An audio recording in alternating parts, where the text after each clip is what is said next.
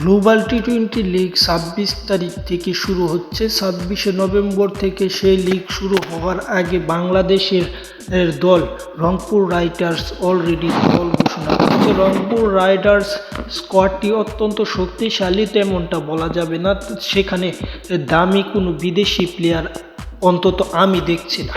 কারণ যদি আমরা সেই স্কোয়াডটা দেখি তাহলে বুঝতে পারবো স্কোয়াডে কারা কারা আছে নুরুল হাসান সোহান, তিনি একজন উইকেট কিপার ব্যাটসম্যান, আছেন সৌম্য সরকার, শেখ মেহেদির মতো ক্রিকেটার, আছে আফিফ হোসেন, মোহাম্মদ সাইফুদ্দিনের মতো অলরাউন্ডার, আছেন Saif Hasan opener, Rishad Hossain leg spinner, আছে আরাফাত ছানি, আছে কামরুল ইসলাম রাব্বি একজন বোলার, ম্যাট ফোর্ড ওয়েস্ট ইন্ডিজের এই ক্রিকেটার আছে।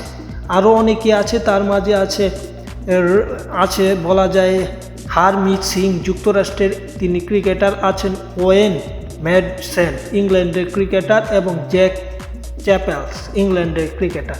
এই যে স্কোয়াডটা ঘোষণা করেছে, এই স্কোয়াড নিয়ে কেমন করতে পারবে আন্তর্জাতিক পর্যায়ে বাংলাদেশের এই ফ্র্যাঞ্চাইজি দলটি তা বলা দায়। কারণ এই স্কোয়াডটি অত্যন্ত দুর্বল একটি স্কোয়াড, যেখানে দেখা যায় বাংলাদেশি কোনো দামি প্লেয়ার নেই বা বিদেশিও কোনো দামি প্লেয়ার নেই, কিংবা তারা বিপিএলে যে প্লেয়ারগুলো খেলাবে তেমন প্লেয়ারও দেখছি না এই দলটাতে। যাই হোক, চ্যানেলটি সাবস্ক্রাইব করে পাশে থাকুন।